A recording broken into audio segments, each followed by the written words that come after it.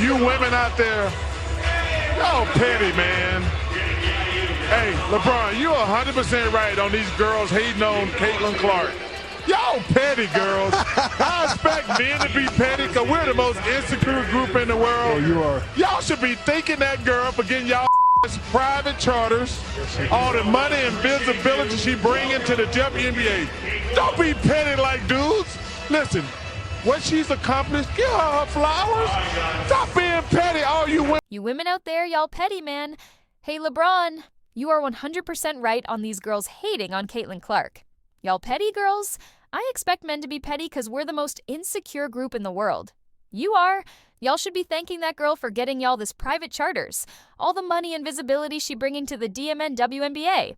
Don't be petted like dudes. Listen what she's accomplished. Give her flowers. Stop being petty. All you women, that's Charles Barkley, and he wasn't holding back. He went on a fierce, unfiltered rant, especially targeting Angel Reese, all of it erupting just after a supposed investigation into Caitlin Clark and her Indiana Fever team spectacularly flopped. It fell apart faster than a trust fall at a clown show, revealing how thin the premise was to begin with. But why did this non-event trigger such an explosive outburst from Sir Charles?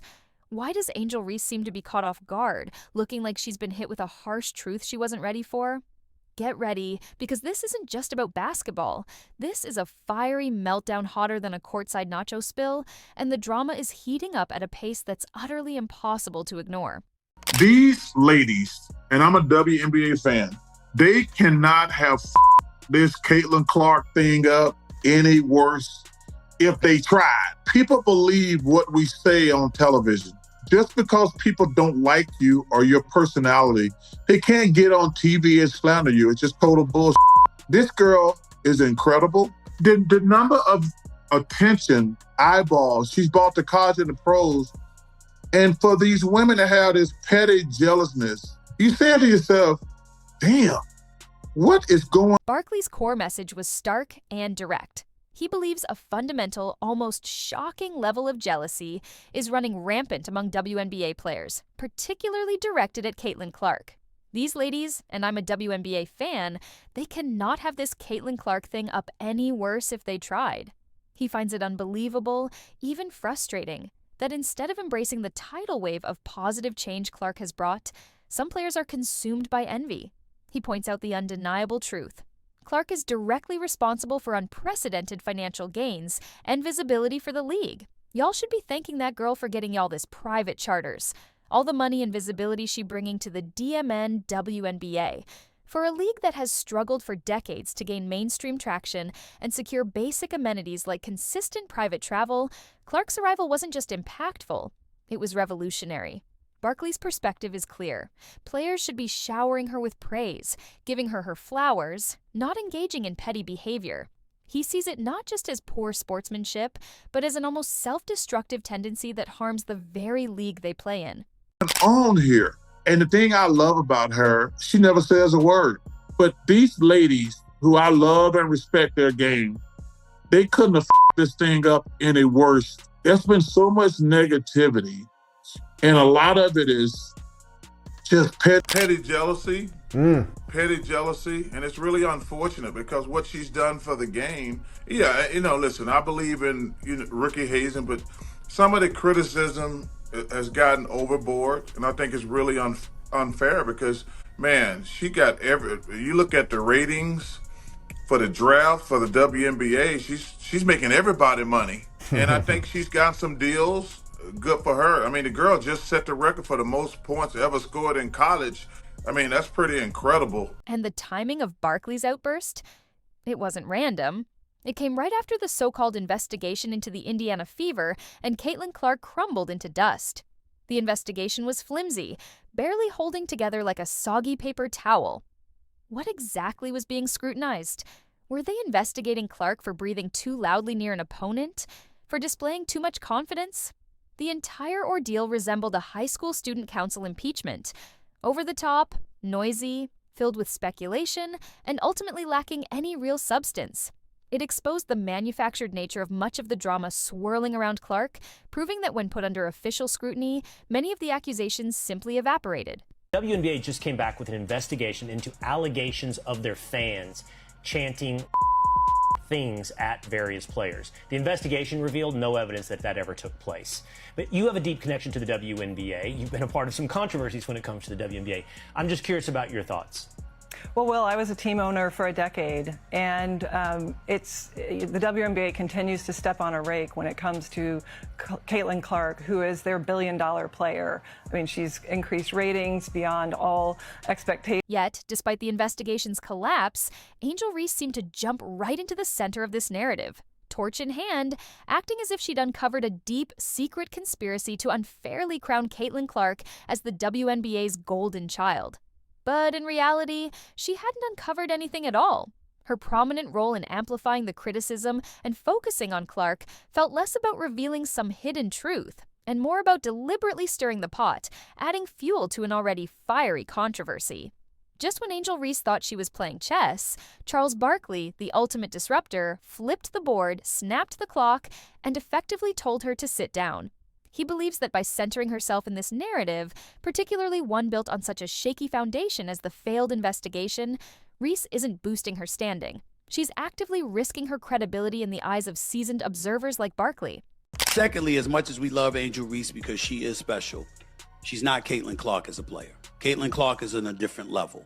We just have to own that. Angel Reese can rebound the basketball. She's a damn good player. She's got a bright future in the WNBA, but Caitlin Clark is next level. That's number two.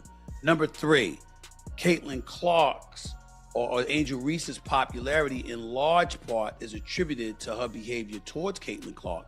Because when Caitlin Clark was busy taunting opponents a couple of years back before LSU smacked Iowa around in the national championship game or so, it was Angel Reese that was clapping back. Barkley's message wasn't just about the drama. It was also a blunt assessment of skill, a topic he knows intimately. While he acknowledges Angel Reese's talent, secondly, as much as we love Angel Reese because she is special, she's not Caitlin Clark as a player. Caitlin Clark is in a different level. We just have to own that. Angel Reese can rebound the basketball. She's a DMN good player. She's got a bright future in the WNBA. He is absolutely insistent that acknowledging the skill gap isn't hate, it's just basketball reality. He clearly believes that trying to frame their interactions as an equal rivalry misunderstands the game itself. Clark, in his view, possesses a unique combination of shooting range, passing vision, and clutch performance that elevates her to a next-level stratosphere, currently separate from most players, including Reese. It's a truth intended to cut through the noise and refocus on the fundamental differences in their current on-court production. To see what she's done, but now to the point of they're not only going after Caitlin Clark, they're going after the fans of the team that she plays for in that investigation. And look, fans want sports to be about sports. They want sportsmanship. They want to see the thrill of victory, the agony of defeat.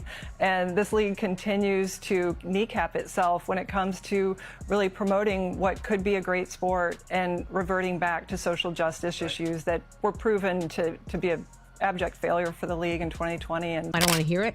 I love this rivalry. I am here for every single second of it. Your thoughts? Well, first of all, it's not a rivalry. Not when you lose about 35 points. That's true. It's not rivalry. Indiana Fever's on a different level than the Chicago Sky. Let's get that out the way. Secondly, as much as we love Angel Reese because she is special, she's not Caitlin Clark as a player. Caitlin Clark is on a different level. We just have to own that. Angel Reese can rebound the basketball. She's a damn good player. She's got a bright future in the WNBA, but Caitlin Clark is next level. That's number. And this brings up a key point Barkley seems to be highlighting. While Clark is focused on the game, Reese appears more focused on the brand of being Clark's rival. Angel Reese's popularity in large part is attributed to her behavior towards Caitlin Clark. Every press conference turns into a dramatic soliloquy, each social media post feels like a Shakespearean subtweet, and every eye roll seems carefully choreographed, belonging more in a music video than a basketball game. It's a consistent, seemingly deliberate effort to maintain the spotlight through conflict. Meanwhile, Clark is largely ignoring the antics. She's too busy dropping more points than half the league combined, transforming into a literal highlight reel, building chemistry with her teammates, and elevating the Fever's profile as if starring in the ultimate underdog sports film. Reese seems determined to play the villain, but without any real mystery or subtlety. It's like watching someone try to trip a marathon runner who's already 10 meters ahead. They're simply not operating on the same level or with the same focus. I love the Caitlin Clark drama. Do you think that she is unfairly targeted, or is it the kind of thing that when you're that good, everyone's going to pay attention and everyone is going to deliver sharper elbows? There's a little bit of everything. I mean, she has been the impact of the league. She has been the reason why they've sell out arenas, having to move to a bigger arena, season tickets, TV rights, chartered planes, just the viewership. I mean, it just goes on and on and on. And Caitlin Clark has just transcended the whole. Beyond just the players, Barkley is also expressing significant frustration with the WNBA itself. He believes the league is mishandling this moment in spectacular fashion, continuing to step on a rake when it comes to Caitlin Clark, who is their billion-dollar player. He argues they couldn't have screwed this up any worse if they tried. For decades, the WNBA has desperately sought mainstream relevance and widespread attention. Now, with Clark's arrival, they have it in spades. Yet, Barkley sees the league almost fighting against this success, getting bogged down in unnecessary drama and perceived social justice issues that have historically failed to grow the fan base instead of simply promoting the incredible basketball and the star talent. Fans want sports to be about sports. They want sportsmanship. They want to see the thrill of victory, the agony of defeat. And this league continues to kneecap itself when it comes to really promoting what could be a great sport. But what's being done to her right now is an absolute shame. She is by far the most important, most popular person the WNBA has ever seen in its history. And yet she's getting treated like crap every time she steps on that floor. Why? There's only one. Part of the league's perceived failure, in Barkley's eyes, is the apparent resentment from some veteran players. He loves and respects their game, but the petty jealousness is undeniable. Veterans are accused of giving Clark the cold shoulder, delivering excessively hard fouls, and dragging her name through the mud.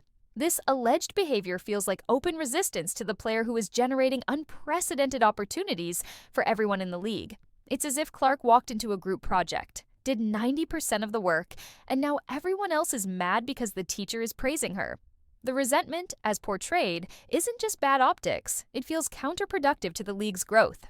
She's Neo, right? Like, they were in the Matrix messing with the machines and stuff before he got there, but they needed the one. And the one showed up, and then they took it to a whole nother level. That's what she is. Yeah. They've been looking for her, but she could bend the spoon. She figured it out. You need a star to break through. Yeah. So I hear what he's saying, because there is some hate. There is some, I don't want to call it jealousy because that's such an aggressive word, but there is some feeling of, we were here, we were working on this, we've been grinding, we've been playing, we've been hooping, we've been putting out a great product, we just weren't being paid attention to, and that is. Despite all the surrounding chaos and negativity, Clark herself remains remarkably consistent. She's shattering records as if on a personal mission, pulling the Indiana Fever out of obscurity, selling out arenas, boosting viewership, and making basketball feel like her personal invention. She delivers game after game, scoring, assisting, making clutch plays, demonstrating basketball IQ that's off the chart, all while largely remaining above the fray, focusing on the game, and handling the immense pressure and scrutiny with grace. She's not manufacturing drama, she's manufacturing results. This silence, this focus, is louder than anything her critics are saying. The WNBA will always be trash because there are too many hating, jealous-ass females that care more about hating on Caitlin Clark than they do about getting better to compete against her. Like, when it comes to the WNBA, we hear more about all the drama and the bullshit that happens in that game, opposed to the stats and the players and what they do on the court. The WNBA is like the same as a daytime TV fucking show. It's nothing but drama on it. These women care more about how they feel versus what they actually do on the court. And that's the problem. That's what's stopping the game from growing. At some point, you have to put your feelings aside and be a fucking professional. Go out there, do your job, do the best that you can, put out the best product so people could want to watch the sport. Caitlin Clark is the main reason why more and more people are watching the WNBA. Barkley's message, stripped down, is one of professional focus and earned respect.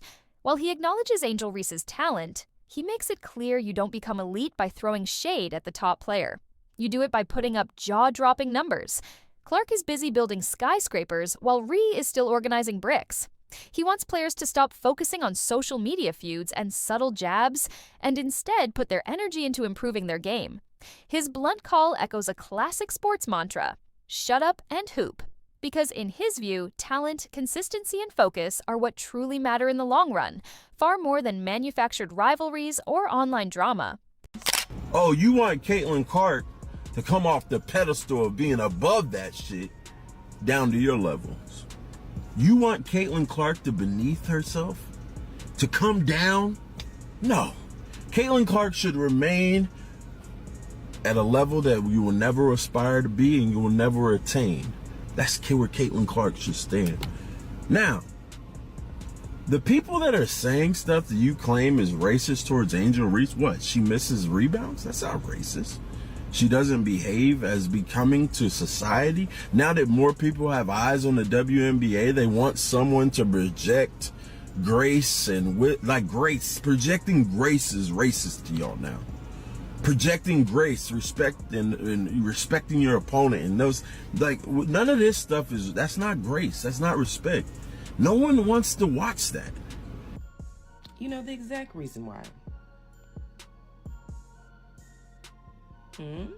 I don't know why they think. And make no mistake, in Barkley's world, what's happening isn't a rivalry at all. First of all, it's not a rivalry, not when you lose by 35 points on open. The Indiana Fever is on a different level than the Chicago Sky. He grabbed the mic like it owed him money to dismantle the tired narrative that Reese and Clark are somehow equals sitting at the same table. According to him, that table doesn't even have two chairs. It's a one-woman show starring Caitlin Clark, while Ree is somewhere backstage trying to figure out how the lights work. Comparing the two makes about as much sense as comparing a gourmet steak to a microwaved hot dog. One is crafted with skill and talent, the other loud, messy, and desperately trying to be taken seriously. Barkley isn't criticizing Reese to be mean. He's dismissing the illusion that she's currently operating in the same basketball universe as Clark. He's like the substitute teacher who shows up with a permanent marker and says, "We're not doing any of that today."